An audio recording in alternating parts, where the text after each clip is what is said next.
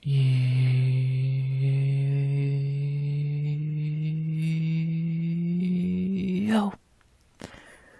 yo, RX back with another and final recap of 2025.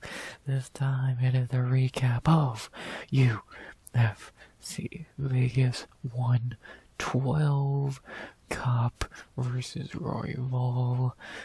We back with the final recap of 2025 for a card in the Apex that was weird. I think is the best term I can use for it. I've also a few other people use for it. Weird. There was some really good on the card, and there was some really bad on the card. A really weird mix of both gave us whatever the fuck this card was. Would I call it bad? No. Would I call it good? Bit of a reach. Weird. Again, a weird mix of good and bad gave us what was the final card of the year and the final card in ESPN history. How weird, how fucking weird was this card. But not bad, not great, not bad, it's weird. The good on the card was really good. The bad on the card was really bad. And we're a healthy helping of both to talk about for as much or as little as we want, so we'll see what happens. We'll see what happens. I'm excited to recap it. Final recap of the year. I'm done. God, I talk about, 45 breakdowns. I've had to do almost 60 recaps at this point this year. Because I add in Road to UFC, I think twice, so that would be... So I think it's 44 cards this year, we'll say, so we'll say 46 right there. Then the 10 Contender Series weeks, that's another... So that's now 56. Then we have a borderline 60 recaps this year. Crazy, crazy. But I love doing it. As much of a pain as much of a pain in the ass that is every fucking week. This late to try and get it out on a reasonable time on Sunday. I love it. I love it. It's I gotta do it. But for a while I didn't do recaps. I do regret that a bit, but happy I do them now. And I'm excited to do this one, the last one for 6 weeks. So we are recapping UFC 324, the first Paramount card. So let's scratch that recap itch one more time on ESPN before we finally head to Paramount. My first ever video was a recap of UFC 265, Lewis and Gallon, and now, like always, we end. Well, actually, I think it'll be the last video of the year, but it's one of the last videos of the year on a recap. It's very fitting. Let's do it. 12 fights, very good card, and very bad card at the same time. I don't know. Weird. The only thing really left to say before we get into the recap is, as always, the normal YouTube bullshit, which is, as always, please like, comment, and subscribe.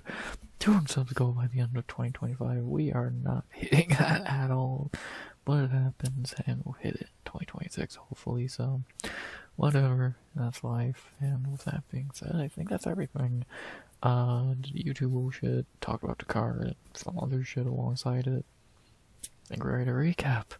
12 fights, yes, that is one less than a breakdown. We'll talk about in a minute. Last card of the year, last card in ESPN history. We started with Cejudo and Dillashaw 7 years ago. We entered Royval and Cup. Let's do our final recap of the year. You ready? I know I am. UFC Vegas 112 recap begin. 12 fights, yes, again, that is one less than what we broke down because we had a cancellation on fight day, that being Amanda Lemos and Julian Robertson. Yeah, this fucking sucks to lose this fight. I was excited for her. Why? Because Lemos had medical issues on fight day, aka what they say is, or what the rumor is, that she had a pimple under her nose or some shit, and they pulled her from the fight for that reason. dumb, but you know, sure. Good thing this fight has already been rebooked for March 14th in the Apex. A little ways away. I don't know why I didn't put it on maybe the Bautista Oliveira card. I think is February 7th or something. So it could do it a little bit sooner, but a few months from now, give them time to enjoy Christmas and get ready for a new year. So I get it. It sucks because it got canceled from this card, but it is what it is. That's life. Annoying. Again, knowing I had a fight canceled on fight day in a long while. Wish it didn't happen here or ever, but that's the name of the game. So we'll see this on March 14th, and hopefully. And yeah, not great news to start off today. I was not happy with that. But we still got 12 fights from the Apex to end the year, so let's dive into that. As we began with a female fight, either way, as we had in our first fight of the night in the women's flyweight division. The first fight of the night being the final card of the year, with a shocking fucking ending to it, finish-wise, winner-wise. I told y'all this could happen. Finish-wise, did not see this coming. And again, our first fight of the night for the final card on ESPN and over the year, we began a women's flyweight with Jamie Lynn Horth versus Teresa Bleda. I was not expecting a first-round knockout in this fight, at the very least, let alone by Jamie Lynn Horth. But it happened. I guess this is why you don't take 2-year layoffs for no reason. So, long story short, what happened in the fight, obviously it was only 2 minutes. Fight started, and for about a minute and a half, Bleda just held on to Horth against cage. Couldn't get her down for shit. And after about 90 seconds of that, a little longer, she finally had to break away and fight. And she got pieced up and finished pretty easily. And, yeah, got cracked. Survived a little bit, but eventually just couldn't continue to survive on the cage. And the ref called it. Horth gets the win to get her first finish in the UFC. Shocking finish. Not win, but in that fashion. Yeah, great way to start the night with a very good finish. Yeah, again, this is just why you don't take 2-year layoffs for no reason, no matter if you're 24 or 54. You gotta be in there fighting, and clearly Bleda was just rusty as shit, and that's why I don't take 2-year layoffs. Yeah, I said, and I always hate doing this when I didn't pick what I said, but I did say, oh, Horth can win this. She's a very live dog against someone who's coming off a 2-year layoff, and Horth is decent. And she proved me right. I just didn't pick her, but I never thought it was a lock for Bleda to win. I never really understood why she was such a big favorite, and that showed. Yes, Horth on paper is the easiest fight in the UFC, but 2 years ago, she was the last fighting, coming back, end of the year, against someone who's been more active, has had her whole UFC career since Bleda last fought. This could have ended really badly, and it did. Bleda was just not prepared. She was not what she was before. And again, a 2-year layoff is going to do that to you. So, great performance by Horth. Very good performance. Best she's looked in UFC. Probably should have got a bonus. I think it's a little bullshit that she didn't, but you know, she's not even the biggest robbed fighter when it comes to bonuses on this card. But, yeah, she looked great. Can't look much better than that. Good way to go into the next year. 2 fights in a row. Still don't think she's a top 15 level fighter, but she's easily top 20. She's decent. She can beat the lower echelon, but I don't think she has a chance against anyone that she like good tier. And like, I don't know, maybe Horth will keep proving me wrong, even though I've picked her more times than not. This might be the first. No, I picked Demopulus, damn it. But after that, like, I think Horth is decent. She's very mid. She can beat fighters who are just not all there.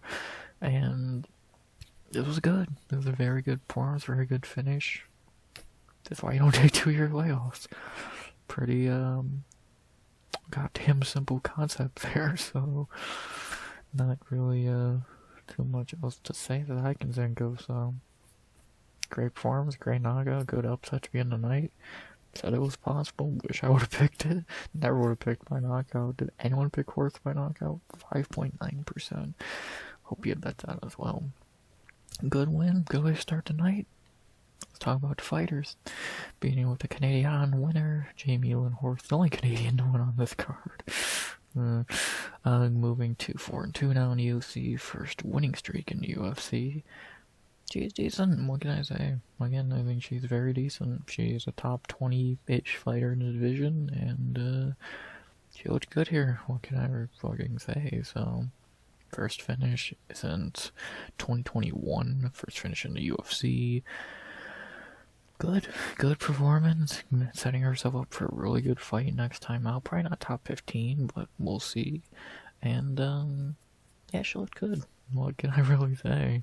Can't really say anything bad about someone who goes out there and does this in 2 minutes as the underdog against someone 11 years younger and has pretty good fucking names on her record, so. Great performance for Horth, best of her career. See how she follows this up. And then for the loser of this fight, Teresa Bleda, welcome back. Again, this is why you don't take a 2-year fucking layoff. Falling to 1-2 now in the UFC. Hopefully we see her more active, because I think if we did get a more active Bleda, she probably would do a lot better. But who knows? Well, if we're knowing her, we might not see her till 2027. Who fucking knows? You just can't take 2-year layoffs for any fucking reason. No matter the age or whatever, you're just gonna leave yourself rusty and it's never gonna fucking work or help for you. So, it sucks. She lost 2 years for her career, now she came back worse. So, we'll see. If we see her anytime soon, then I'll be intrigued to see how she looks. If we don't see her for another year or so, I think it's going to be a lot of the same outcome. She's just not going to be ready and she's going to get her ass beat. So, I can't really say. This is why you don't take 2-year layoffs. Because the fighter we saw 2 years ago was not the one that fought tonight. With that being said, the only thing left to say now is the first of, I'm not sure how many, I'll move to this card, but the first of some, who should they fight next? Fight idea, who could Horth fight in a very shallow division? Again, I think she's set herself up for a really decent fight, but versus who? That is the question. Is Fernandez still ranked? Wrong thing. Is Fernandez ranked at flyweight? She is intriguing. JJ Aldridge is still there.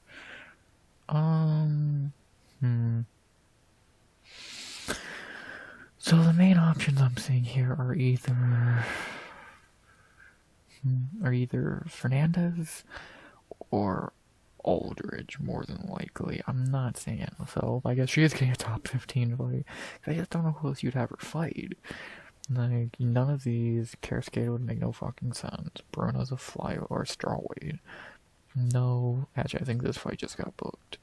Already fought Hardy, not gonna fight Andrade. Barbosa's coming off a loss, quote quote. Maybe, where's Karine ranked? 9th's not gonna happen. It's Aldridge or Fernandez, and I would say probably Aldridge would make more sense. Fernandez on a nice streak right now, probably could earn a higher echelon fight up. Aldridge coming off a 1 win against this can. Yeah, I guess Aldridge and Horth would make the most sense, and that screams a fucking decision.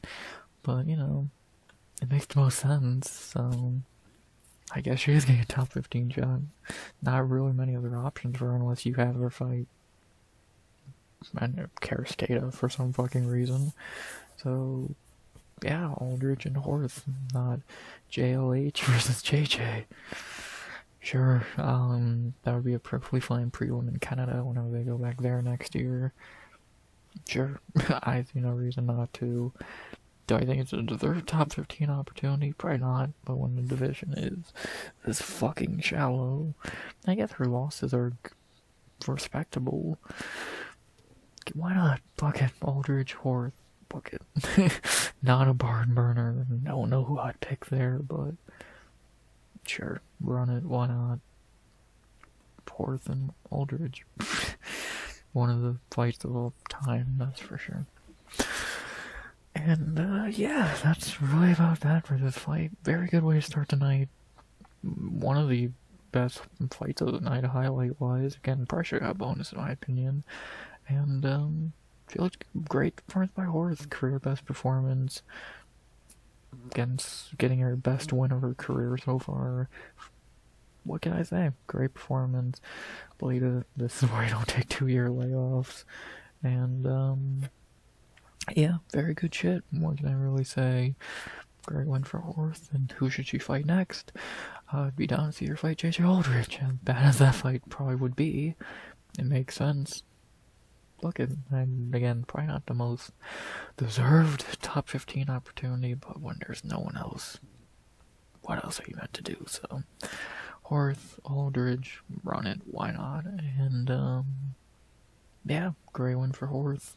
Hopefully we see Bleda again before the next 2-year period. And, see what happens with these two. Will Bleda fight again anytime soon? Can Horth crack the top 15? Good fight to begin the night. Good finish out of nowhere. Let's see Horth versus Aldridge in a decision guaranteed, if I've ever seen it. Great way to start the final card of the year. Great upset by Jamie and Horth. After that, though, the momentum of the card completely stopped after the first fight, as we have 2 duds back to back here. So let's talk about them in as little depth and time as we have, or have to, I should say, because, yes, these were pretty bad. As we had in our second fight of the night, our first male fight of the night, first of 3 heavyweight fights on the card. You know, somehow this was not the worst one, but it was not the best. It was the second one, as we had in our second fight of the night, our heavyweight double debut battle that, again, sucked, just like the first one.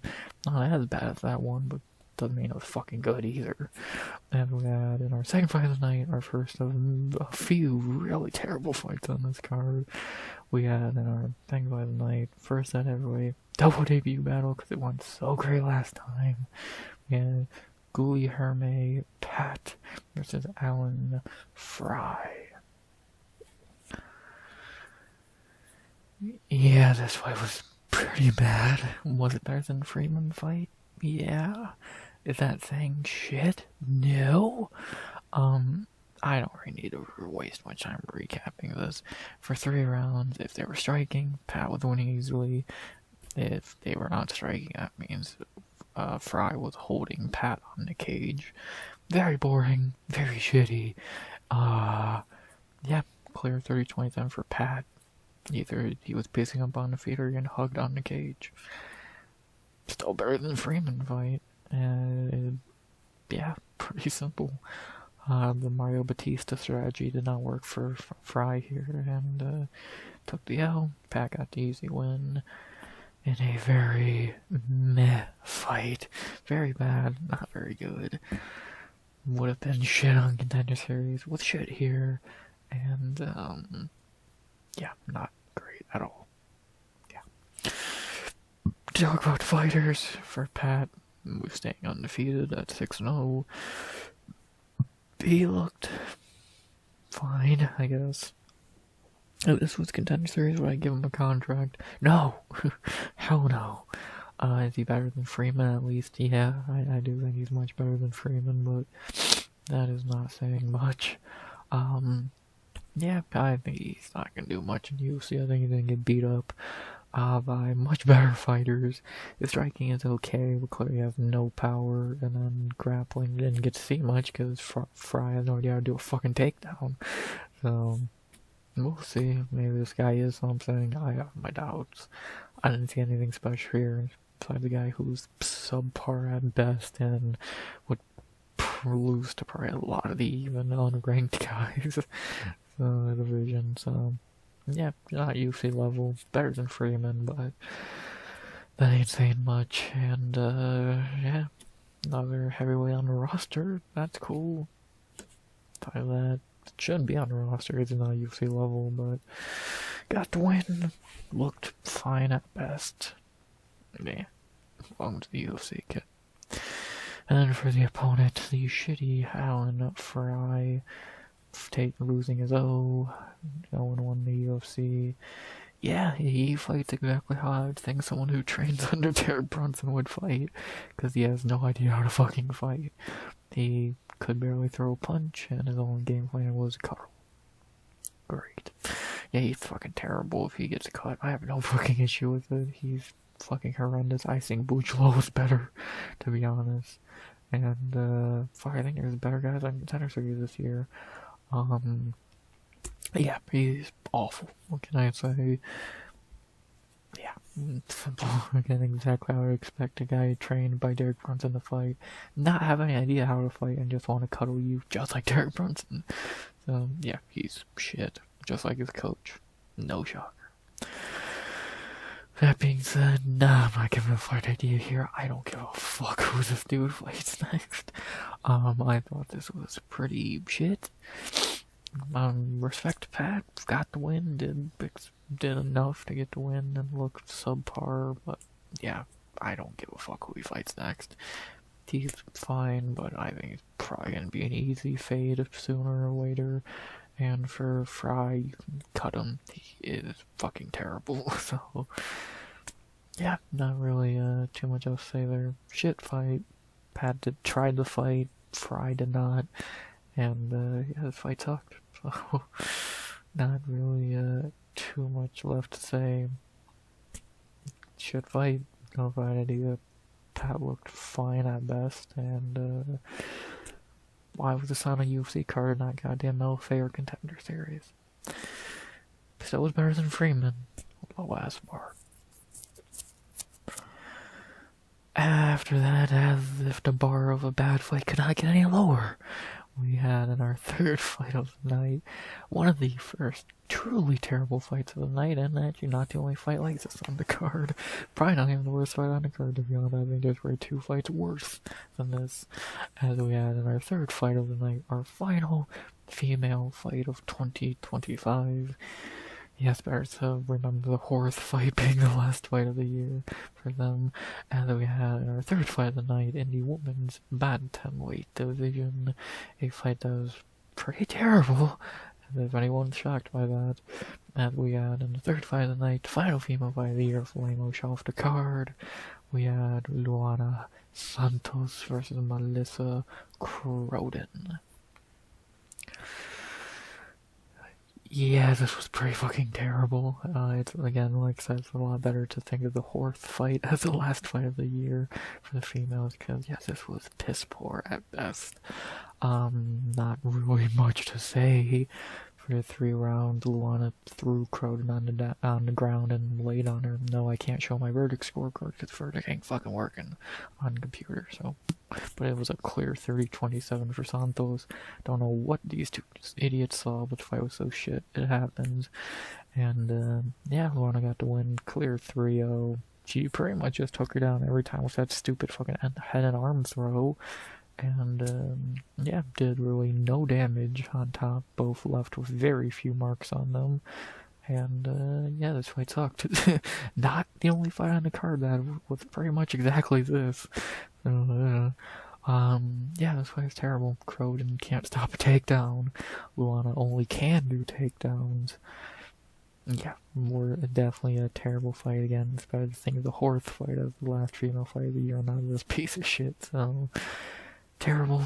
Worse than the Pat fight somehow. And, yeah, it was shit. Not really much more I can add to it, so let's talk about the fighters. Beginning with the winner here, Luana Santos getting her 10th career win and her 5th in the UFC, 2nd at bantamweight. Does she look better at bantamweight? I guess. Do I think she's gonna do shit at bantamweight? No. I think she's going to get smashed by any legit fighter she fights. I would have picked Diaz Lesniakova to beat her, more than likely. Yeah, she's a very one-dimensional. We see why Casey wiped the floor for her, because she's a shit striker, and she has one technique, grappling. She's not very good. Her cardio is kind of... She even gassed in this fight to an extent. And, yeah, I don't think she's gonna do shit in the UFC. She's hot. About it. Outside of that, like, what was the fucking main takeaway from Luana? She knows how to do a shitty head and arm throw on people who can't stop it. Yeah, pitiful. She had to win, but still pitiful performance. And I don't think she's gonna do shit at women's bantamweight, to be honest.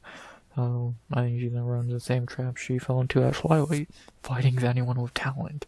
So she's got 5 wins in the UFC, none against anyone good, but yeah, whatever. If they're gonna give you that, fuck it, cool. Not really too much left to say for Luana.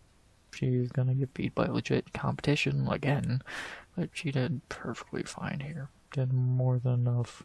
Good job. And then for the opponent, Melissa Croden, falling to 1-1 in the UFC, taking her first loss. Yeah, she's not very good. She's definitely not on the level of the other fighters she debuted alongside, like Bia Mascueta and Michelle Montagu, whatever her name is. Those two are actually decent. Croden is not. I see why she was the underdog against Lisboa. This is what she was doing the regional scene. Fuck. Yeah, she's not very good. She's gonna be a very forgettable fighter in this division.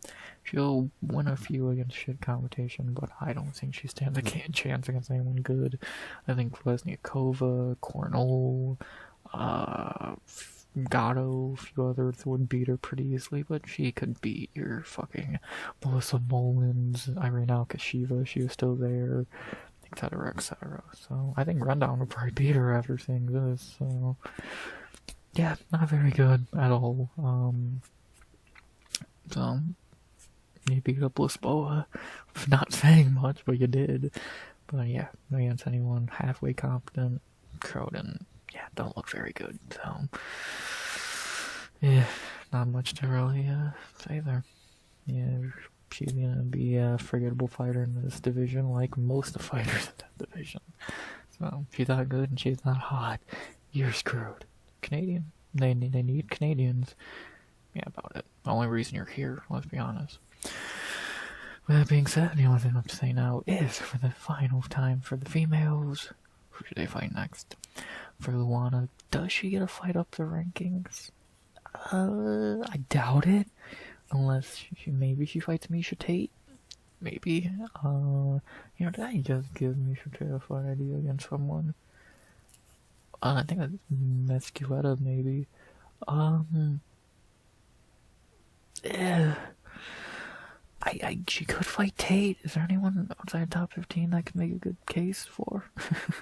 Lesniakova again. God, Lesniakova sucks. She truly do. Brandon knows, like, well, no. I think Bia and Michelle can fight other people. Does she fight Miesha Tate? Like, I don't fucking know what the fuck to do for Luana here. Her options are the Lesniakova or Miesha Tate. I don't know, like, she's not gonna fight Edwards because she would lose. She's not gonna fight anyone here. Tate or Lesniakova, and I guess Tate would make more sense.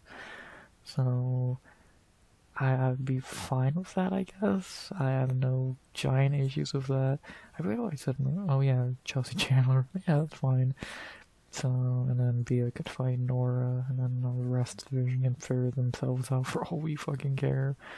Yeah, Luana and Tate, fuck it. That'd be, what would the age gap be on that? 30, so it'd be almost 15 years. I'll take Luana to win that pretty easily as well. Fuck it, Luana and Tate, why not? They're going to Washington later in the year, so I'll book it on that card. Fuck it. I don't see any other better idea, so do it. book it. Sure, fine, whatever. Yeah, our first two fight ideas for this card, not great, are they? But we'll get better, I think. So, yeah, there you go. Not really too much else to say there. So, shit fight. Fine win for Luana. Croden sucks. Yeah, this was bad. I don't know what to really say. This was pretty bad. Not even the worst fight on the card. Maybe not even the second worst fight on the card. But yeah, this was pretty shitty, so not really much else to say. Who do they fight next? For Luana, Misha Tate. Sure, why not? For Croden, I don't give a fuck. Someone in Canada. About it, not much to say. This fight sucked. Fine win for Luana. Meh. Let's hear beat up Granny Misha Tate. Because why not? Cool. Next. Oh, thank God we get back to a real fight next. Oh, thank fucking God. As we have, go from two shitters to the fight of the night, the best fight on the card, a banger in the heavyweight division. I told y'all this was the best heavyweight fight on the card, and no one listened, but I was right again. As we had in our fourth fight of the night in the heavyweight division, the best heavyweight fight on the card out of the three on paper and in execution. As we had a banger in that heavyweight that got fight of the night, shockingly, but it was more than deserved. As we have in our fourth fight of the night, that heavyweight, the fight of the night, a banger between Stephen Asplund versus Sean Sharif. What a fight. Great fight here. Fight of the night. Did not expect it to get all that now, but it's deserved. This was a banger. In round one, Asplund pretty much just beat the shit out of Sharif. Kind of like he did the whole fight. If he would have got one knockdown, it would have been a 10-8. Cut him open really badly in between the eyes. Looked great. And then round two, much the same. Beat the shit out of him. Couldn't drop him, couldn't finish him. Eventually the ref saved the fighter, which I think is bullshit. Let him go down at least once. And after a round and a half of just beating the shit out of this poor dude, Asplund finally gets the win. And yeah, impressive. Very impressive. What can I really say? For a heavyweight to look this good over a round and a half, cardio, chin, and a guy who you just can't finish. I was impressed. I was really impressed here. Sharif put up not really more of a fight, but was just more durable than I think any of us saw it. And Asplund looked good. Asplund looked really good. Yeah, this was a great fight. Do I think it's fight of the year candidate? No. But I think it did earn a fight of the night here. Yeah. I think this was a more than deserved fight of the night. And, yeah, do I think a few other things? People should have bonuses instead of this game fight of the night. Yeah, could we live in a perfect world where both happen? Would be nice, but we don't. And, yeah, this was good. He was a one-sided beating for a round and a half, yes. If Sharif's still tough as fuck, and I don't know what the fuck the dude's made out of. Yeah, very fun though. I don't know.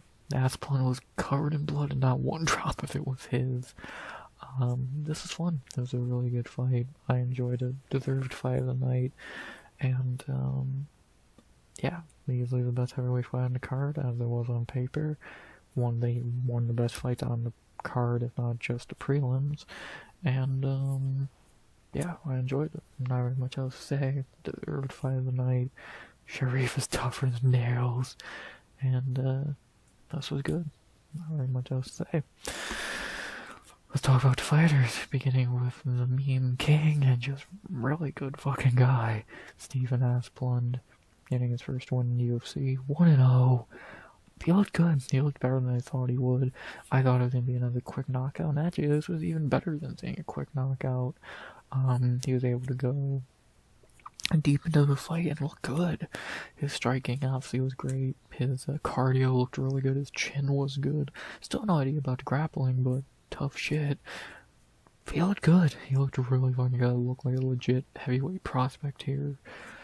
I'm impressed. I would, of course, I was expecting him to win easily, and it would not have been that impressive. This was impressive. Like, I thought he looked really fucking good.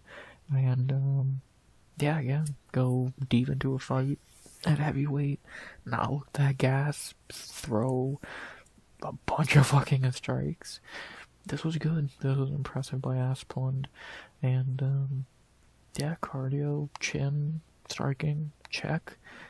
Can he grapple? We don't know yet, but until we have to figure that out, who cares? He looked great. Great debut for Asplund, a new heavyweight prospect to add to the list, and we'll see how it turns out. So we'll see if he actually becomes something or not. So it looked great here. Impressive debut. And then for the opponent, Sean Sharif, the zombie who just wouldn't go the fuck down. Is he good? No. Is he tough? Yes. Do I think he earned himself another UFC fight with this performance? I would say so.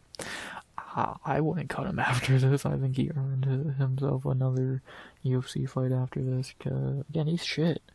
But dude, he's tough. At heavyweight, to take the amount of punches that he did. Impressive. I'll give the man props for that. This dude's a fucking zombie. I don't know what it would take to fucking hurt this dude. But yeah, he's good. He's tough. Good? No. Tough, yes. And again, give him another fight. He earned it. He against the lesser fighters, they would have quit and he would have won. See if he can fluke a win in the next one. If they give him another fight, which again, I would. Why not? He earned it. And, yeah, respect to him. Dude's tough as fuck. At heavyweight to take the amount of punches that he did. All I can say is respect. And, yeah, not very much more to say there. Respect to the fucking zombie that is Sean Sharif. With that being said, the only thing left to say now is not Sharif. We don't know our way to get to this. Who should he fight next? For Asplund going into his second fight, who should he fight? Obviously, you're not going to give him some gigantic step up, but who should he fight? Why am I not saying Denzel has a fight even though he does? Oh, Denise, that'd be a big jump up early. Span already has a fight booked. Mo Usman would be really fucking intriguing if they wanted to do that. I would not be against that idea, but I don't know if they're gonna want to do that. Like, you know, that's kind of the best idea there, because unless you give one of these guys, like, what would be the fucking point? So, I might say Mo Usman. I think that'd be a very intriguing one. Like, cause who else is there? Like, again, Vitor Petrino maybe, but that feels like a big jump up. Again, Denise, that'd be a big jump up.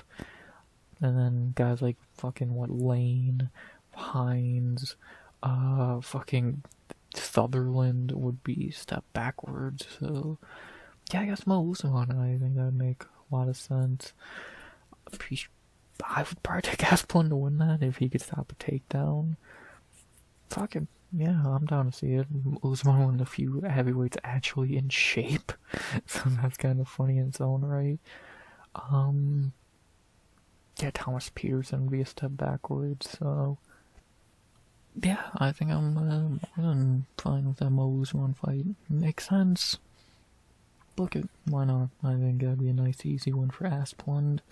Nice slow step up in competition. Not by much, but enough. And, yeah, let's do it. Asplund versus Usman. Why not? Not very much else to say there. I wish Chris Burnett was still on the roster, because that'd be comedy gold, but no luck. But, yeah, not very much else to say for this fight. Very good, very one-sided, but good, because Sharif is just not human. And, yeah, good fight here. Not really much else to say. Asplund looked really good for a heavyweight who had to go deep into a fight. He looked good, threw plenty of shots, and looks to be an interesting prospect. So I'm intrigued to see how far he can go, and who should he fight next? Let's see him fight Mo Usman. Makes sense. I want to see it. I think that would be a good win for him, more than likely, if he can stop a takedown. Look at Asplund, Usman. Sounds good. Run it. Not really much else to say. Sharif is a dog in terms of toughness, but he has no fucking talent at all. And props for being tough about it. Good one for Asplund. Great debut. Looked good. Fight of the night. Earned.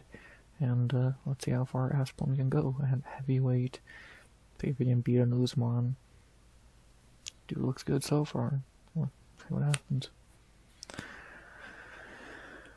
After that, we'll get to our 5th fight of the night. Yes, this in the Magny fight flipped. No, Tapology is not wrong. This is what happened and how it happened. Be thanks to the Robertson cancellation. So now this is the second to last prelim, as it was before, as we now have in our prelim co-main event of the evening. Another fight that was not very good at all, if we're being honest, as we had our short notice debut, one of the 2 on this card, and both, and actually this one looked way better than the one on the main card. As we had in our second to last prelim, thanks to Melsick back to Sargon being Melsick, we had in our prelim co-main event, Joe Anderson Burrito versus Isaac Thompson. Not a great fight here, to be honest. Well, after round one was alright. Very shit fight here between a shitty fighter and a guy on no camp. Great, thanks Melsick, you fuck. Not a whole lot to talk about here. Round 1, only interesting round of the fight. Brito got dropped early, like really early, and then they had some interesting grappling transitions. Brito suplexed Thompson twice. I don't think that was enough to give him the round. I gave Thompson round 1, but then after that it was all Brito as Thompson slowed down and Brito started to take over. Round 2, he was able to just grapple Thompson and do better there and win. Round 3, much of the same, and I scored it 29-28 Brito pretty clearly. 2 and 3 were his rounds, and judges kind of agreed. I don't fucking know what they were watching, but whatever. 29-28 either way, and Brito got to win in a very pathetic performance, if we're being honest. So, yeah, not great at all. And, yeah, very subpar fight. Probably better than Santos and Pat, but not by much. And, yeah, this was not really good at all. The actual UFC guy looked like shit. The debuting guy looked okay. Outside round 1 to fight, I don't remember anything that happened. Yeah, not very good, to say the very least. So, yeah, that's about that. To talk about fighters, beginning with the winner here, Burrito, getting his first win in a year since the Jack Shore win, breaking his 2-fight losing streak, moving to 6 and 3 in the UFC in the least impressive fashion possible. Yeah, if he fights anyone actually good, he's going to get fucking annihilated. So that's an easy fade, but he's lucky he fought a guy on 4 days notice who, to be honest, on a full camp probably would have beat him. So, yeah, very pitiful performance by Brito, looking very subpar, and yeah, I think he's gonna get beat by any legit guy he fights at this point.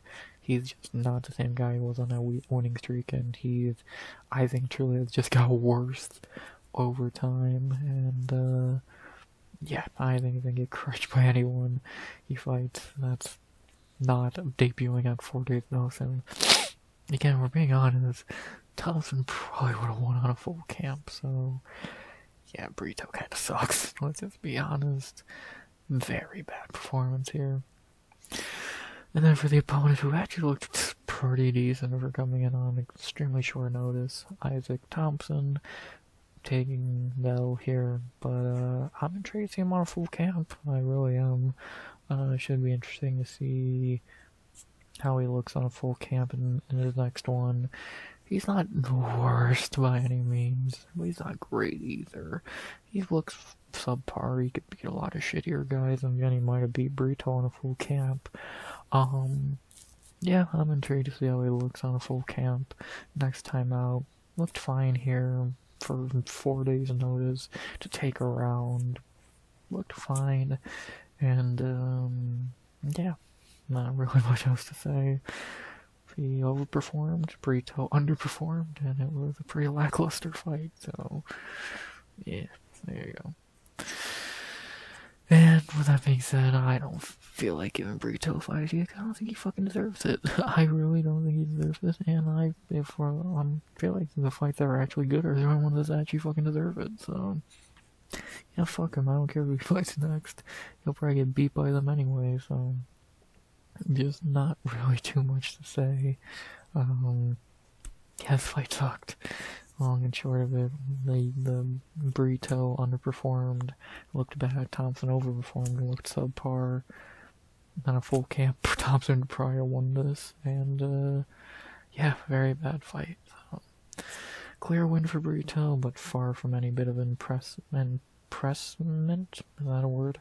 Here, and yeah. So, and I think he's gonna get beat by any legit guy he fights like he has in his UFC career so far. So, yeah, not really too much to say. We'll see how Thompson looks on full camp. We'll see who Brito fights next.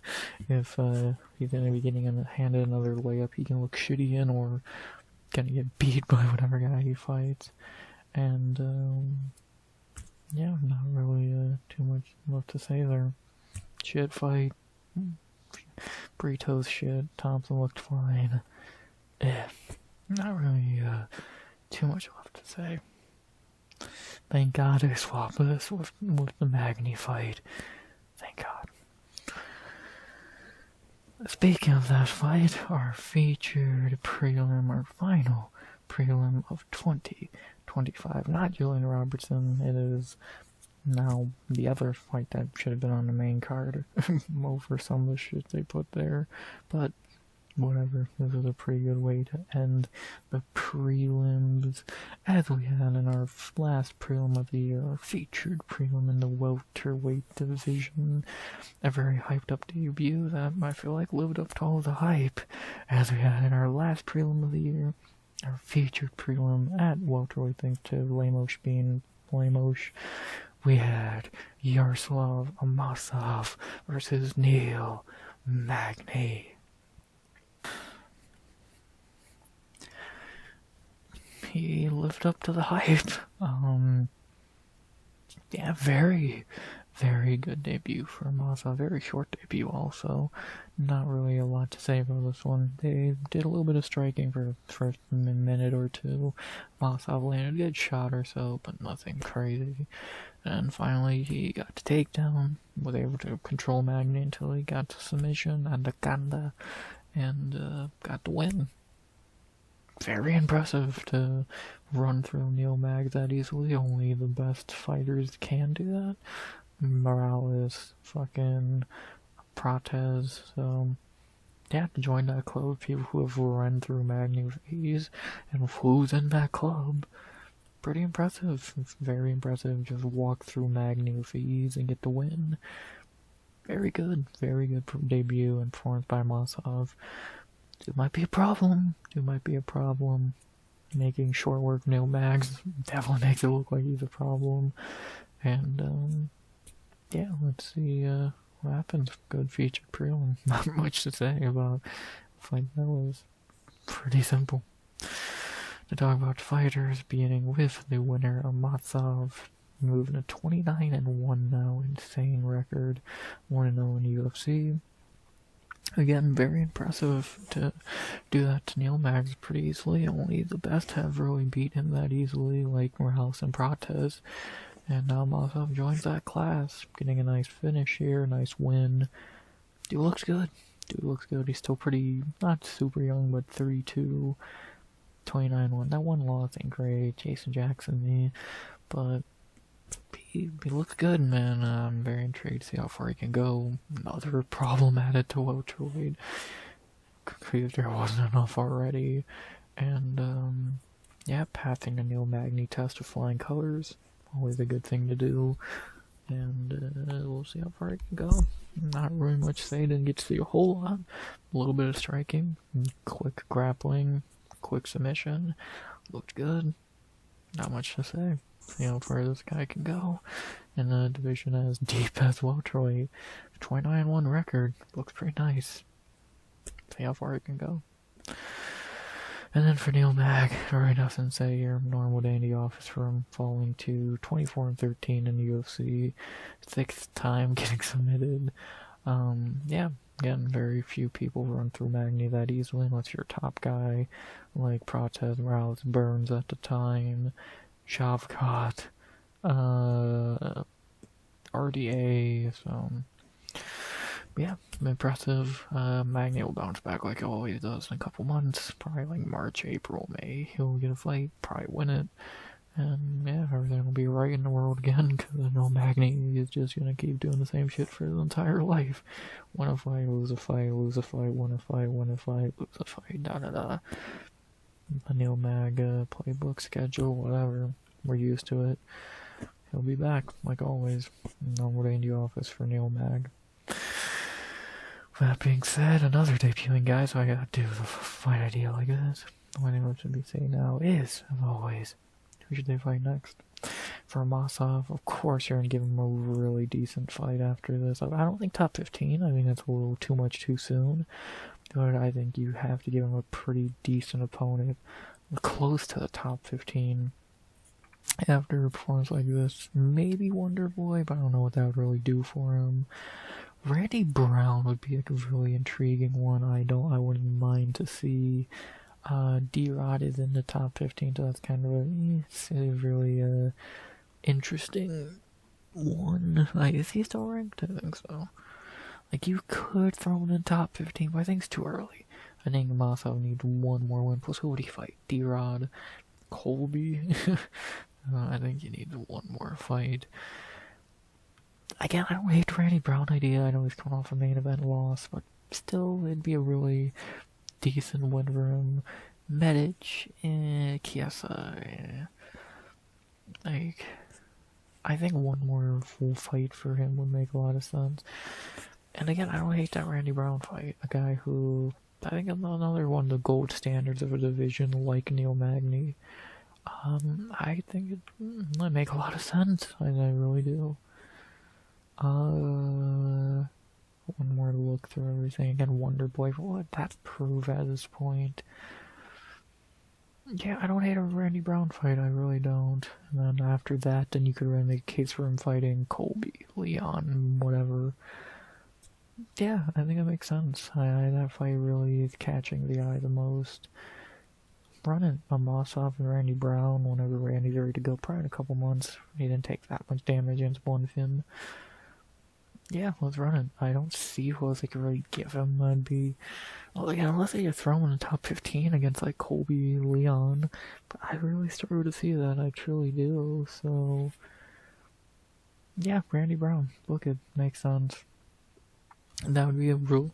If he ran through Brown just as easily as he did Magny, that'd be another really nice win on the record. And then no doubt you'd have to make, if he, I'll say right now, if he beat Randy Brown, let's say March, I think no doubt you'd have to either have like maybe Leon. I think that'd be a perfect fight.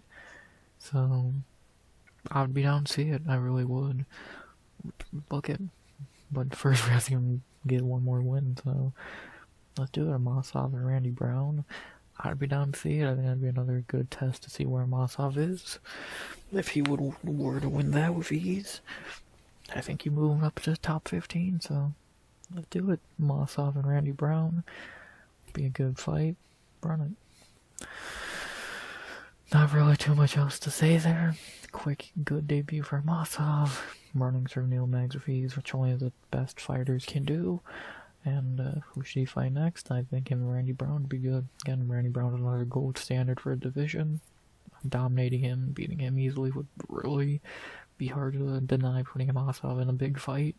And yeah, but again, you could give him a top 15 fight now, but one more fight I think would be warranted. And yeah, not really much more to say. Magny will be back, like always. He'll bounce back and do a thing. And for Masov, let's see how far this guy can go.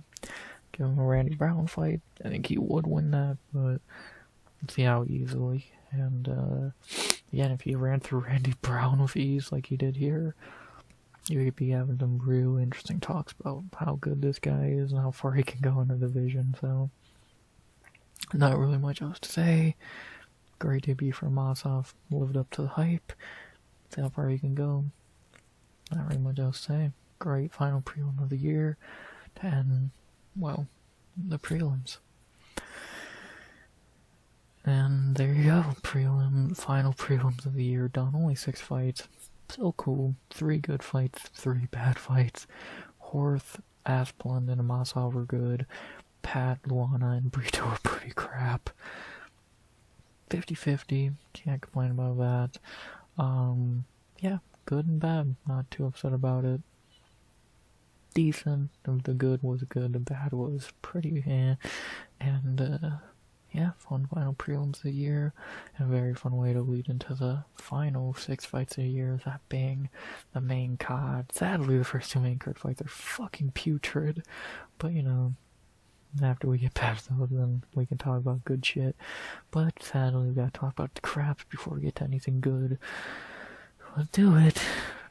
Prelims done. 6 more fights in 2025. UFC Vegas 112 main card. Let's talk about it. The beginning was the first fight on the main card. Open the main card opener. There we go. In the catch weight of 160, but lightweight really. We had in a terrible lackluster fight where neither guy wanted to win, it seemed. We had in the main card opener for the final main card of the year to begin UFC Vegas 112, a lackluster shit show between King Green versus Lance Gibson Jr. So what happens when a guy more focused on talking fights a guy more focused on running away? Whatever the fuck this fight was. Because this was pretty goddamn terrible. Yeah, this fight was awful. In the simplest terms I could put it, this fight was terrible. Bobby was more focused on talking, Lance was more focused on running away, and that's pretty much what the fight was. Round 1, truly nothing happened. Lance threw some shots, mainly blocked. Bobby taunted. I gave round 1 to Lance. Round 2, the clearest round of the fight for Lance. Got a nice takedown in the round. About all that happened. And then round 3, a clear round for Green. Dominated. Easily took the round. All comes down to round 1, which was complete 50-50, and they gave it to Bobby. No shocker. Yeah, I think this could have went either way, and either way, I don't think either guy really deserved to win. I don't really agree with the decision. I'm not calling it a robbery because Lance didn't do shit to really earn this win, and neither did Bobby. And it was a fight where neither guy really should have won. They both looked like shit. One dude talked and the other dude ran away. What am I really meant to say here? If you don't try to win the fight and you don't look like you want to, then why the fuck should you be awarded with the win? So, it was piss poor. Pretty simple. Pretty terrible fight. And, yeah, terrible way to begin the main card. This was awful. Somehow this was like the 3rd worst fight on the main card, not even the worst or 2nd worst. Let that sink in. This sucked. What else can I say? Pretty simple. Did talk about the fighters for Mr. Talks a Lot, for Kevin Holland, well, I guess Kevin Holland from Wish, for Bobby Green getting his first win in a while since UFC 300, booming to 14-12, 1-1 in the UFC. Yeah, he does not have it anymore. If he can barely squeak by a guy like this, mainly because he just wants to talk more than fight, he's gonna get murdered by any legit guy he fights. I still think all the claims I had about fucking him before the fight still stand. I don't think he has much fucking durability left. So, we'll see though. Maybe he does, but I'm gonna say it's very unlikely, so... He did the bare minimum, and even less than that to barely beat, if he even really did beat a shitty debuting guy. What am I really meant to say? Like, and still, I like Bobby, who doesn't, but like, he's doing the Kevin Holland shit worse than Kevin Holland, because at least Kevin is actually good in fights. Bobby's almost 40 and I don't think he can take a punch anymore, so it was frustrating. It was frustrating to watch him barely fight, and that's about that. Neither guy should have won this fight, and it was fucking pathetic. Speaking of pathetic, Landon Gibson's debut. Not much to say about this guy here. Falling to 0-1 UFC. Yeah, he sucks. He ran away for 15 minutes and still probably should have got the nod, if we're being honest, if we had to pick a winner. Yeah, that's how shit this fight was. Yeah, we'll get another fight, maybe we'll do better on more of a camp and not be so nervous or shitty, but who knows, he sucks, and, what there to really say? Not much, I guess. He ran away and can't really get mad at the judges for not giving it to him when he ran away for 15 minutes, so not really too much to say. Pathetic performance by both guys. Again, neither should have won. Just being blunt about it. With that being said, the only thing I have to say now is, for Bobby, I'll give him a pass on a boring win. So, I'll still give him a fight idea. Who should he fight next? For King Green, give him a fun fight. Don't be serious with it. Just give him a fucking fun fight. Against who, though? That's a different question. Who would be a fun fight for King Green that he hasn't fought before, because he's fought the whole goddamn division? You know, him and Terrence would be pretty fucking cool. Truly, him and Terrence would be a fucking banger.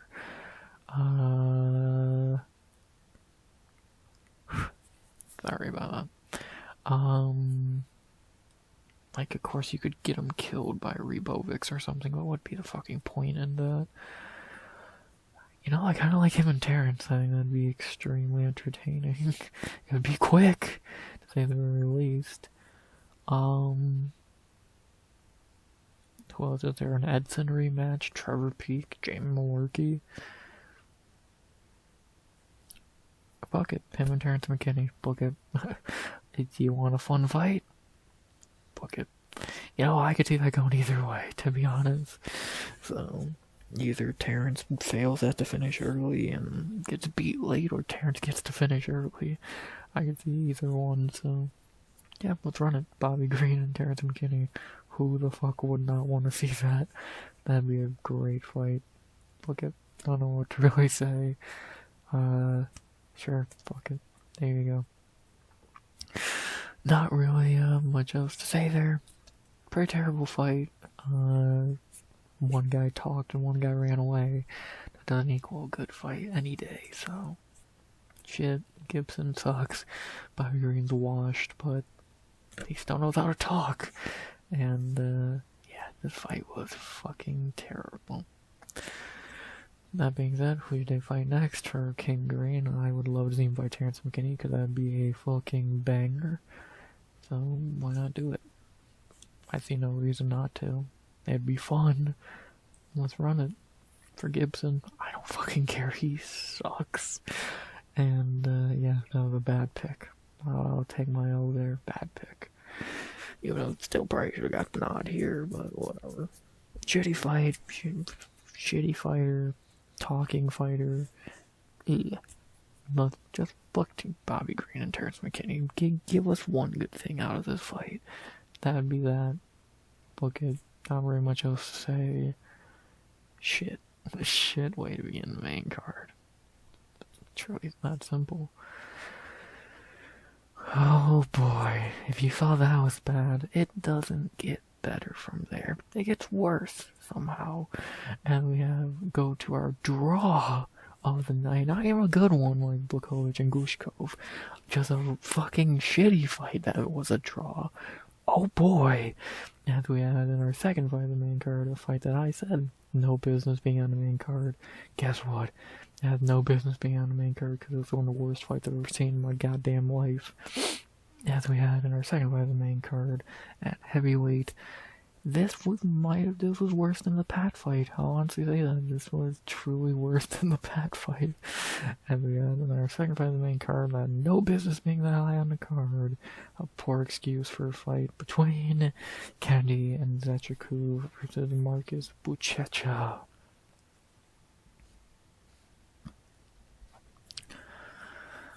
Wow. I thought this fight was gonna be bad. Actually, I knew it was gonna be bad. I didn't think it could be this bad. I'm not gonna waste much time here. Round 1, Zechiku dominated. Took the round. Round 2, he poked him early. Zechiku got a point taken after 1 poke. Kind of bullshit. Round 3, he dominated Buchecha. Clear 29-28 of her being fuck over in Zechiku, but he did.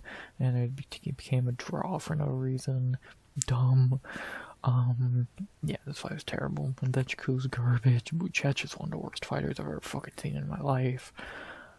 What the fuck can I say? Pathetic.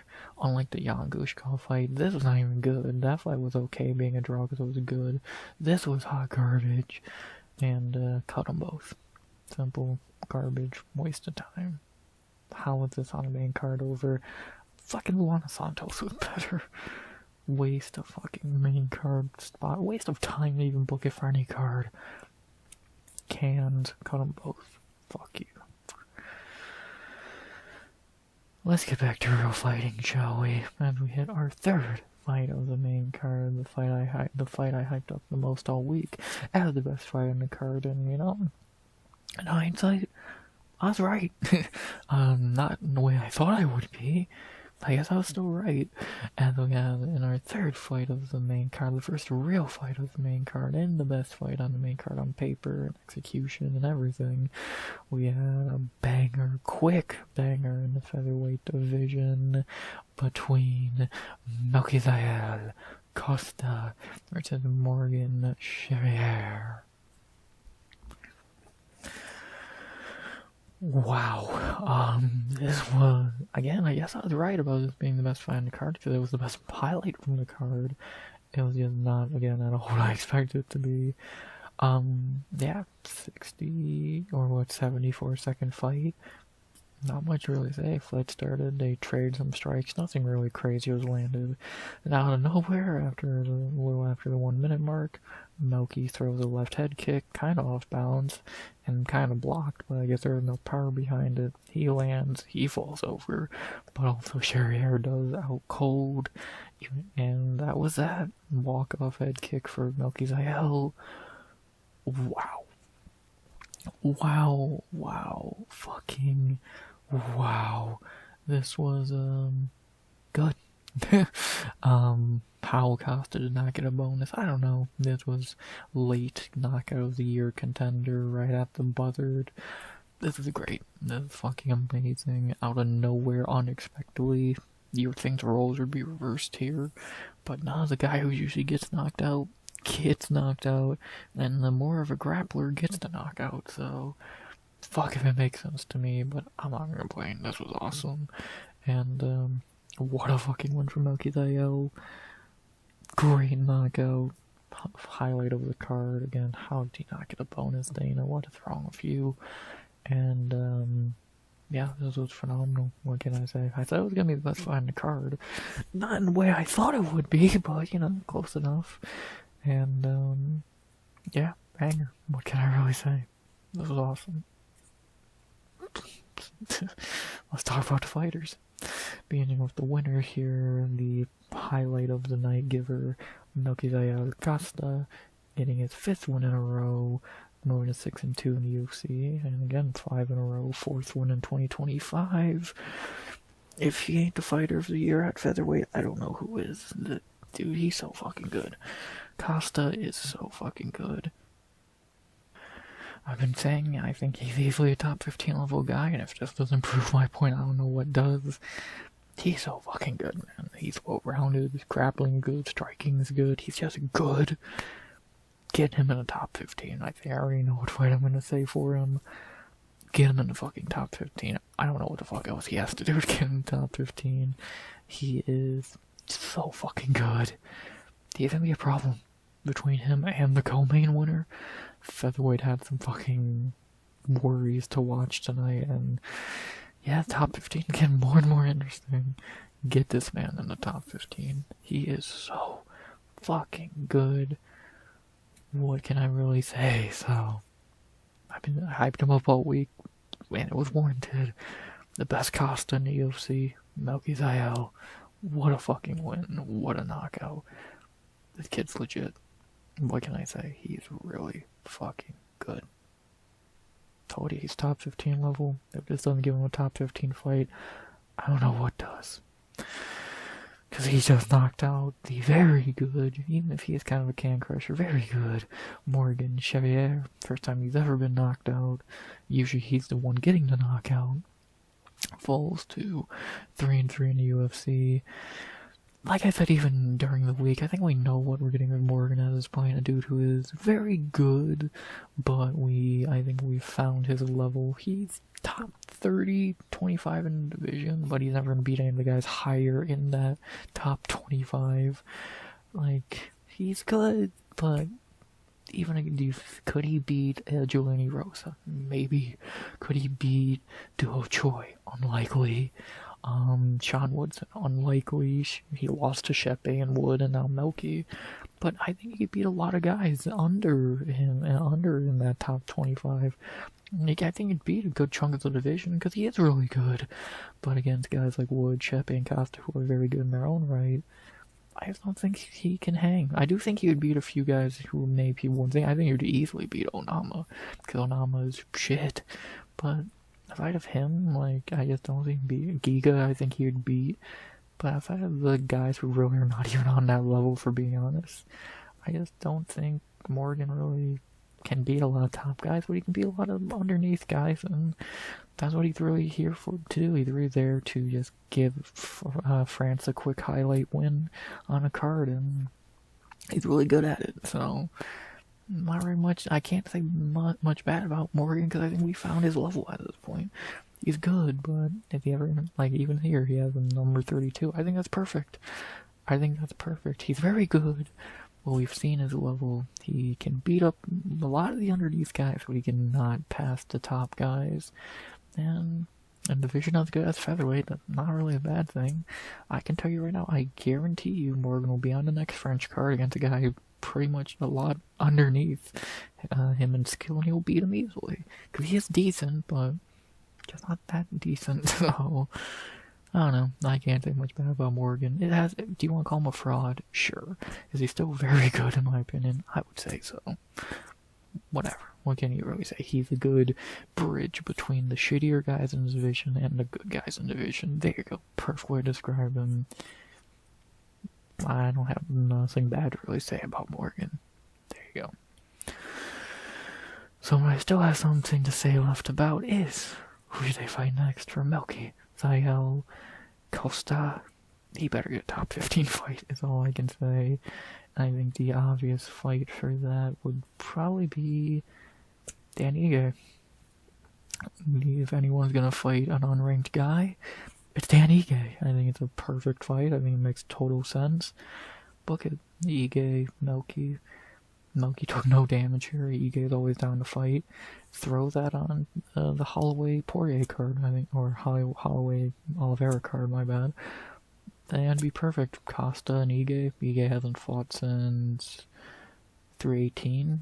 Perfect amount of time. What that Holloway card's in March. Perfect. Costa, Ige. Costa deserves it. Book it. Pretty simple, and I'm 100% picking Melky Zayel there, unless Ige has a fight no one knows about, which he doesn't. Ige and Costa, what else can you really say? In a perfect world, Costa and Vallejos both get ranked at 14, 15, and Onama and Giga fuck off, but we'll see if that happens. But either way, Costa and Ige makes most sense, so book it, and I'm 100% picking Melky there. I don't care what anyone says. Even if Ige is the king of beating unranked guys, Melky might be the best one he's fought. They'll book it. That being said, not very much else to say here. Amazing knockout. If you did not see it, go fucking watch it. And, yeah, Costa's really fucking good. I've been telling y'all all week he is. And what else can I really say? He's really fucking good. Yeah, top 15 level. Dude, I'm not gonna say he's gonna be champion, but I could see him even being top 10. I think he's very fucking good. Still really young, really well-rounded. Give him a top 15 guy, give him Danny again. I think that's a perfect fight for what they should do next. So run it. Not really much else to say. See what happens. See what happens. If Melky's next fight is not a top 15 guy, I'm gonna fucking lose it. So give him a shot. Morgan will bounce back in France more than likely. And yeah, great win, great knockout. How'd it cost not get a bonus? I don't know. And not really much else to say. Great one for Melky's IO. Told you he's top 15 level, even more than I thought he was. And late knockout of the year contender out to both. Probably not a knockout, not really a top 10 on the list, but still very good. So not really too much else to say. Costa's legit. Let's see him fight Dan Ige. Oh, from the moment of the card to the disappointment of the card. God, this was fucking pathetic in every sense of the word. Yeah, somehow out of the big 4 fights that in this card, the one that was almost a surefire finish didn't end in a finish. And it was shit. Oh boy. As we had in our 4th fight of the main card, the co-main to the co-main, and the most disappointing fight of the card at middleweight, a complete piss break before the co-and main, and we had one of the most disappointing fights of the year, I would say, at middleweight in our 4th fight of the main card, Cesare Olejniczak versus Cesar Almeida. One of the most disappointing fights of the year, right at the end of the year. The fight that I think everyone, and me included, thought this was going to be a surefire finish, turned out to be a complete fucking shit show. Long story short, did you see the Luana Santos fight? Then you saw this fight. I'm not even joking, it was the exact same fight. Cesare took Caesar down for 3 rounds and won. And unlike Luana, not because that's his main skill, because clearly he was just scared to fucking fight Caesar. So, yeah, clear 30-27 across the board. Piss poor fight in every sense of the word. 30-20, yeah. I didn't hear the scorecard. I think I fucking took a piss, truly. And, yeah, pathetic. Again, this was just a male version of the Luana Santos fight. So, you know, great. Yeah, it sucked. Simple. Talk about the fighters. As a very disappointed in him being so fucking scared to actually fight. Something his brother has never fucking done. So, you know, disappointing there. And hopefully he gets back to Olejniczak ways in the next one. We'll see. Disappointed with him here. And I do not approve of fighting like such a bitch. Well, maybe don't do it again. Disappointing. And then for Caesar, so I think this was pretty much just a copy-level fight. He got taken down and controlled because he has no fucking grappling.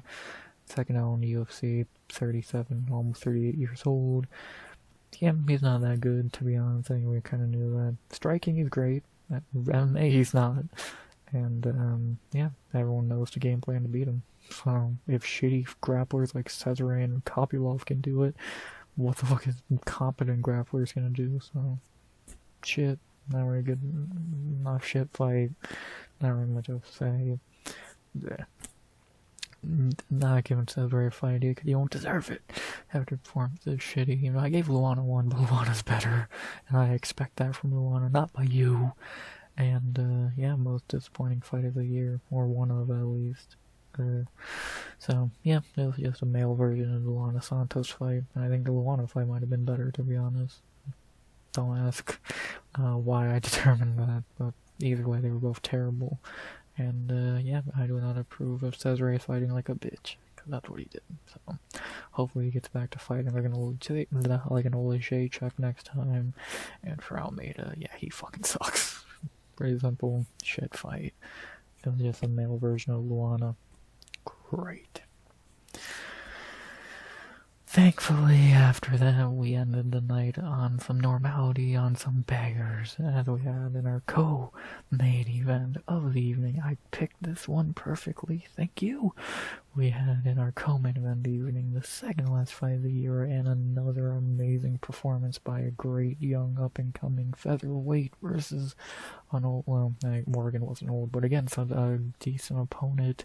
We had in our co-main event of the evening the second last fight of the year at featherweight, another amazing performance by a featherweight. I still think Costa knockout was better, but this was also very good.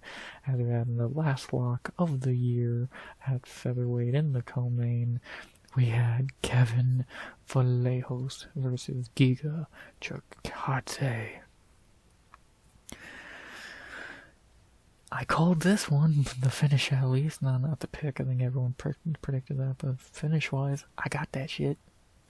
31% did as well, but shut up. Yeah, this was a good one in round one. Giga actually won round one and was looking pretty good. Was kicking the shit out of Vallejo, staying at range very well. Cut its shin open pretty badly, but I guess they were able to just look past that. And Giga actually took round one. Yes, I was starting to be a little worried. But then round two, Vallejos woke up, just started to go at him, started to time shots well, landed a nice right hand. That led to another nice right hand that backed Giga up against Cage. And then he threw another right hand, missed, and then did a spinning back fist. Kind of like, I guess Sharble, like to an extent, wasn't a double or whatever, but kind of like that. That dropped Giga and then elbowed him out cold on the ground, and Kevin Vallejos got the win, the finish, and the ranking. Giga was somehow ranked, and I didn't even remember that, so him and Luana, I both forgot, were ranked number 15th, so crazy. But, yeah. Amazing performance by Vallejos, first person to ever knock out Giga, as I predicted, thank you. Round two as well, thank you. And I got my last lock of the year, right? Lock of the night, right? I don't know what my record is, but I feel like it's pretty decent. And ended on a W here, so I'm very happy with that. Kevin looked great, putting Giga out and taking his ranking. Impressive, very good co-main, perfect co-main, exactly what a co-main should be. Yeah. Very good fight. Giga looked good early, but Kevin was gonna get his shots and then take over eventually, and he did. And then when he did, Giga couldn't handle it. Cater took years off his life, don't think he can take that damage anymore, and Vallejos put him out, so very good win, very good knockout, very good co-main event. Let's talk about the fighters. Beginning with Kevin Vallejos, already in the top 15 in his rookie year, 17-1, 24 years old. His birthday a couple of days ago. 3-0 in UFC now all this year. Easily in Rookie of the Year conversations, which we'll be talking about that sooner than later. Don't know where he ranks in those, but he does rank somewhere in those. And, yeah, he's great. What can I say? He is Ilya Topuria 2.0. Not as good, but he's very fucking good in his own right. He has good striking. We don't know about his grappling much yet, but I'm guessing that's probably fine. This kid's good. Again, only lost to Gene Silva in a Contender Series. And to be honest, a rematch, I might be picking Vallejos. Yeah, this kid's great. Already in top 15, no time wasted. Yeah, don't be shocked if he's fighting for the belt by some point in 2027, if not maybe even late 2026 for all we know.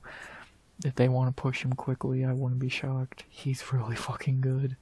And Argentina, you might be getting a belt sooner than you think, or at least being in a title fight sooner than you think for the first time.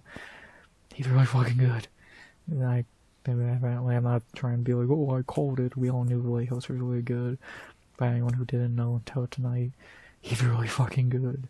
And featherweight between him and Costa, you got a lot of fucking problems.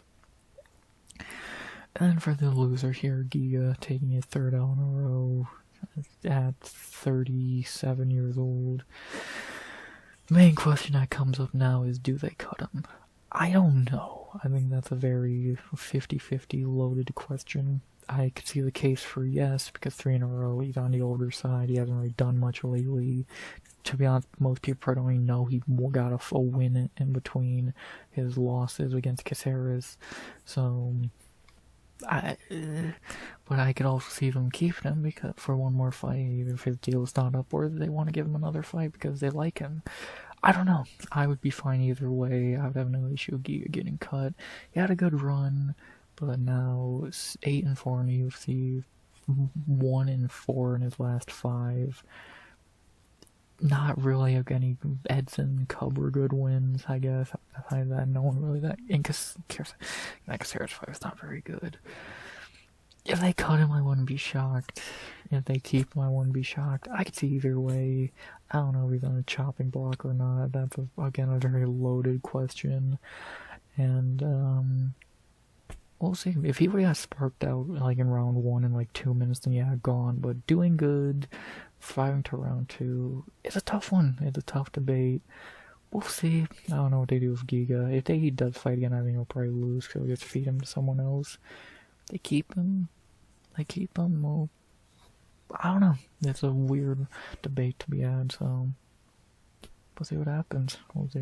I'm intrigued to see what they do with Giga. If it's the last time we see him, fine, run. If not, we see him one more time.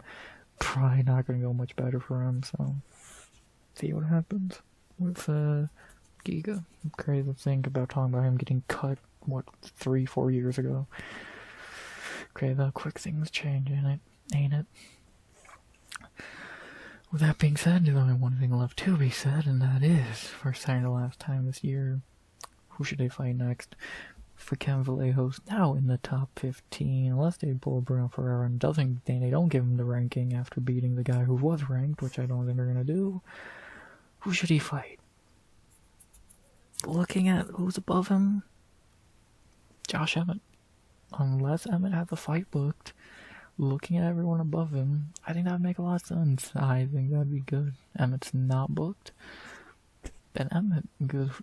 Onama, that's almost a step backwards. Talked about Ige earlier.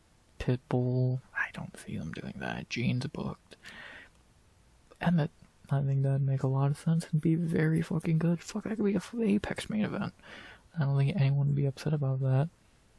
Run it. Emmett and fucking Vallejos. How fucking good would that be? Two of the shorter, stockier, powerful guys in the division. Who the fuck wouldn't want to see that? Yes, Emmett's on the decline, getting older. He still has that fucking death touch. Vallejos has that death touch. I want to see it. Emmett, Vallejos, book it. That could be an Apex main event right there. There's no reason not to do it. Book it. Not very much else to say there. Great win for Vallejos, great performance, great knockout, great lock pick. Kid's the future. If he's holding a belt, by the time he's 30, if he's not a champion, I don't know what the fuck went wrong, but that'd be almost a miracle for him not to be a champion by the time he hits 30. So, he's fucking phenomenal. What more can you really say? And now he's already in the top 15. Who should he fight next? I think him and Josh M would be fucking phenomenal. I think it'd be a great fight, make a lot of sense. So run it. I want to see it. Who wouldn't want to see it? Can he put Emmett out? Something even Ilya couldn't do? Let's see. I want to see it. Emmett, Vallejos, book it for Giga. Is it the last time we see him in the UFC? I don't fucking know. 50-50 either way, depending on how they feel with him. We'll see what happens. Great co-main event. Great one for Vallejos. This kid's the future. Let's see if he can fight Emmett. Which the age gap there would be, what, almost 20 years? I think it'd be like 18 years or some shit. Well, let's book it. And Vallejos taking out all the old guns in the division. Not very much else to say. Kid's the future. Featherweight, you got some issues. I know Featherweight's having some nightmares tonight after these two. I can't fucking blame them.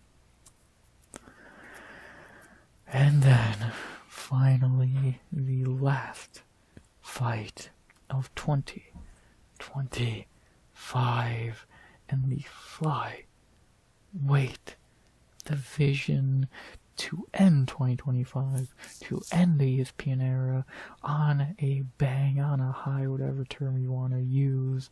We have our main event. UFC Vegas 112 to end 2025, to end the ESPN era, to end our fighting enjoyment for 6 weeks. We had to end everything, the year, the ESPN era, at flyweight, a quick banger that I got badly wrong, as we had the last main event on ESPN, the last main event of the year, Manel Kopp versus Brandon Royval. Yeah, I got this badly wrong. I'm still waiting for that Royval masterclass because I didn't fucking see it. I got to see him get sparked out in 3 minutes. Yeah, I was wrong. I'll hold my L here. I was badly wrong about this, and now my main event record, last main event of the year record goes, I think, to 2-4, 2-5. The only two I've got right are Sean Strickland against Jared Cannonier, and Derek Lewis against Chris Dawkins. Colby against Leon, Colby against Buckley, Wonder Boy and Neil, and now this I've got wrong. Good job, RX, you fuck. Yeah, Cop sparked him out. Not really much to recap about the fight. Fight started. They threw some shots. No one really did anything crazy early. And then a few minutes into the fight, Cop got him up against the cage. Started throwing haymakers until one connected. A beautiful right hand that dropped Royval. Some ground and pound put him out. Woke him back up also. And that was idiots are calling it an early stoppage. I don't fucking know how or why. I know why you bet on Royval, but being realistic, no, it was a perfect stoppage. And Manel Kopp gets to win, makes me look stupid, and finishes Royval, first man to knock him out, not counting that Moreno injury. Wow. Wow, extremely impressive here by Manel. I'll admit when I'm wrong. I'll admit when I'm wrong. I was wrong here. Great performance by Manel. Great win from Manel. The first time I'm actually impressed with him after a win in a fight. He looked good. To do this to Royval, super impressive. And, yeah, what can you really say? He sparked out Brandon Royval in 3 minutes very impressively. I'm impressed. What can I say? Great way to end the year and the era and all that. Great knockout. I look stupid like always. Good shit. Very good shit here. What else can I really say? To talk about the fighters for Manel, I'll say when I'm wrong. He looked good. He did his thing. Getting another win. This one, again, first time I actually impressed with him. I'll give him his props when they are due. They are due here. Great performance here by Manel. And, yeah, I don't ever need to shock anyone. No doubt he fights for the belt next. What the fuck else can he do? So we'll talk about that more in a minute, but what can he fucking do? So, he's earned it. He looked good. Respect to Manel here, man. He made me look stupid. I'll take my L. Good on Manel. And for Raw Dog, yeah, this is a really interesting one to look at for him. So now what with Royval? So, first thing, it's crazy to see Moreno, Cantoja, and Royval all lose to younger guys in the span of a week. Great to see. And now, Moreno and Pantoja, we know what's next for them. What the fuck does Royval do now? Like, this was not in the bingo cards for him, and now I really don't know what he does now. First time actually falling down the rankings in a few years. He's gonna really need to build his way back up, and he's not had to do that in a long time. So it's gonna be very interesting to see how he does that, if he can do that. He's getting older. Should he go to bantamweight? He's 5'9". He's only 2 inches shorter than a guy like O'Malley. I don't know. I don't know what he's gonna do. First time getting knocked out again. Not counting that Moreno loss, because that was an injury. Let's see what happens. This was really, I guess, telling, weird, whatever way you want to put it for Royval. I don't know what's gonna happen now. I don't know how the Royval story goes from here, but I'm intrigued. I'm very intrigued to see what happens here. two L's this year. Understandable, but still 2 L's and falling down the rankings. Where does he go from here? Let's see. Let's see where the Raw Dog goes. Can he climb his way back up? Wait and see. With that being said, the only thing left to say for the last time in 2025 is, as always, who should they fight next? For Manel, I don't think I'm shocking anyone. Him versus the winner of Van Taira, no shit. I think that's very much a no-brainer. He deserves it at this point. He can fight the winner of Taira Van. Book it. Makes total sense. But the more interesting side of the coin, what the fuck does Rival do now? So Moreno's fighting Asu. Koji's fighting Amir. Cop, Taira Van are out the way, Pantoja out the way. He's probably gonna fight someone in this area, but who? Maybe a Charles Johnson if he beats Ox Perez. Tim Elliott if you want to get crazy with it. Those are probably my only two guesses. I don't know who else there really is, and that would take some time off for Royval to have those fights happen. So I guess that would make the most sense. Steve Ursig, if you want to get him back on track, I think he would easily beat shitty Ursig. Yeah, this is weird to think about. Royval is gonna fall to what, number 5, 6 in the rankings, and then have to fight a guy like Elliott, Ursig, or even Johnson. Weird, very weird. Like Moreno fighting Asu, that's fine, as expected. But Royval falling this far down, that's interesting. That's really fucking intriguing, and I'm intrigued to see what happens here. So, again, either Johnson if he beats Perez, Ursig or Elliott. One of those three would probably make the most sense.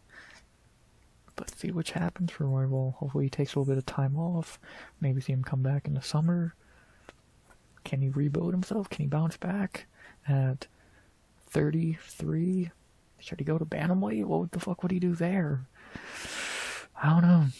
Royval's in a weird spot now. See what happens. You know, that being said, about really all I would say about the main event. Impressive, great performance by Cop. Looked good. Shut me up and impressed me. And I think no-brainer. He should fight for the belt next versus the winner of Taira Van. Do I think he beats either of those guys? No. But I'm down to see the fight. I'm not going to say no to seeing it. And I would book it. I want to see it. So do Van Taira whenever, early next year, and then Cop and fight him in the summer. Simple. For Royval, take some time off, come back in the summer against either Johnson or Ursig or Elliott, and see what happens. Weird to think about where Royval will go from here. Good fight, great main event, great final fight in ESPN in 2025, and see what happens. Flyweight has got a lot more interesting and a lot better the last week. Cop, Taira, and Van have proven to be the three best in the division. Let's see who comes out on top. Great win. Cop impressed me. I'll end the year on another L. Good win for Manel. And finally, for the final recap of the year, we say, boom. That was the card to go how I did on picks. 8 of 12, 2 perfect, 490. So I went 8, 3, and 1 with that stupid draw, which really should have been a win. So I really should be 9 and 12, 9 and 3, whatever. Rival, I think I'm not upset about that. Gibson, that was a bad pick, kind of, and Bleda. Yeah, everyone picked Bleda. So, yeah, I'm not really too upset. I don't think any blatantly stupid picks there. So ending with 8 W's, I'll take it. I think I'm ending as a 60.1%er on Tapology, so cool, I'm happy with it. The bonuses for the card went to Performance of the Night to Cop and Vallejos, Fight of the Night to Asplund Sharif. I agree with these, but I feel like there's a few missing. I think Horth should have got a bonus, but even if you want to look past that, there's one blatantly gaping missing bonus here. How did Noki not get one? He had the fucking knockout of the card, the highlight of the card. How did he not fucking get one here? It's like, what the fuck are we doing here, man? In what world did he not earn a bonus here? Again, the other 4 deserved it. He deserved it more than anyone else. Why not just hand out 1 more? So, I don't fucking get it. Dumb, but UFC is fucking dumb. And, yeah. Justice for Costa. Give him a goddamn bonus, Dana. You prick. Third to last thing, if you missed a COD, what should I say? Should go back and rewatch. I would say Horth for sure, Asplund for sure, Amasov for sure, and then Costa, Vallejos, and Cop. So half the card. The other half, Pat, Santos, Brito, Green, and Indechku and Olashechek. Yeah, never watched those. Trust me, they were pretty crap. So. Yeah, just watch all the finishes. Pretty much of what I just told you, but those were the best of the night. Everything else sucked. 1, 2, 3, 4, 5, 6 to watch. 1, 2, 3, 4, 5, 6 to skip. Perfect half and half, ain't it? Second to last thing, and everyone's favorite segment for the last time this year, the chopping block. Who was on it to end the year? I would say Alan Fryer for sure. He can get the fuck out of here. And I would say Indechku and Buchecha for sure. Get out of here for sure, you bums. I'll tell you that. Of course, Giga is definitely a consideration, but I don't know if they're gonna do that. I truly don't. That's one that's very 50-50. I'll sleep on that one and see what I think. I'll tell you that. Blada, no. Croden, no. Sharif, I say no. He earned another fight with that. Isaac, no. Neil, never. Gibson, maybe. That was pitiful. And then Cherry Bear. And Brandon Royval, no shit. You don't cut. And Caesar, no. So I would say Fry, Indechku, and Buchecha for sure. Giga, strong maybe, very strong maybe, 50-50 debate there, so we'll see. That's a tough one to call. And finally, for the last time this year, for the last rating of the year, what would I rate UFC Vegas 112? What did I think of it, whatever term you want to use? I'm gonna say a 6 out of 10 on the dot. I think that feels right. A 6 out of 10 on the dot. Half of the card was good, 6 fights. Half of it was crap, 6 fights. I think that's fair. I think a 6 out of 10 is very fair. Weird card, a lot of good, a lot of bad. And it's rare for me to give it on the dot rating, but I think a 6 out of 10. It was half good, half bad, so you think it would be a 5, but I don't know, I feel 6, I think it's a little better than a 5 out of 10 card, so I would go 6 out of 10. That feels right, that's my rating. 6 out of 10 for the final card of the year. Still should have been 323 this week and this last week, but whatever. And with that being said, that's that. Every card this year broken down and now recapped. What a year. What a fucking year. And obviously I'll talk more about this in the yearly awards bullshit in a couple weeks around Christmas. But, hell of a year. 4th year doing this, recapping, breaking down everything. Again, Lewis Gone was my first. Done it for every card since, breaking down, recapping on most of them. Did every card this year and even more. Road to UFC and all that. I loved it. I fucking loved it. Hope y'all did as well. We got over 100, 150. We've made so many subs this year. Wish we could hit 200, but wishful thinking. Start streaming and doing shorts. It's been a good year. It's been a successful year. I've enjoyed it. UFC was really up and down throughout the year, and I'm excited for 2026. Paramount deal. Some of the shit that got announced so far is good. Some of it's bad. It's gonna be an interesting 2026, and that's for sure, so gonna do it all again next year. Every card, I'm gonna get a breakdown. Every card's gonna get a recap. I cannot wait. Hope y'all are excited. Another year of this shit. Cannot wait. See what happens, man. But for 2025 and ESPN, I say thank you for a great year. Thank you, ESPN, for sometimes letting us watch good fighting, other times making us watch garbage. And see what Paramount brings to the table. We'll see what happens on Paramount in 2026. I'm excited. And yeah. That's that. 6 weeks of no fights. How am I gonna fill that time with content? Well, I got some ideas. Obviously, the year-end awards, that'll be around Christmas. And I got a special treat planned for the beginning of 2026, so can't spoil it. Just know y'all gonna like it. Then give you plenty to talk about. So, and enjoy. So, keep your eyes peeled for that video-wise, streaming-wise. Plenty. A few times a week. So, and shorts, whenever the fuck I do. There not gonna be a lot of them, but I'll try. So, that being said, not really too much else to be said. Great year, a weird year of fights in the books, ESPN era in the books, 2025 in the books. All I can really say is, I hope you enjoyed the video. Please like, comment, subscribe. 200 subs goal by the end of 2025. What's more likely than to be by the end of 2026, sooner than later. As always, thank you, ESPN. 2025 was a weird year for the UFC. Let's see what 2026 has for us. To get there, I say, as always, RX out. Good vibes only. And always.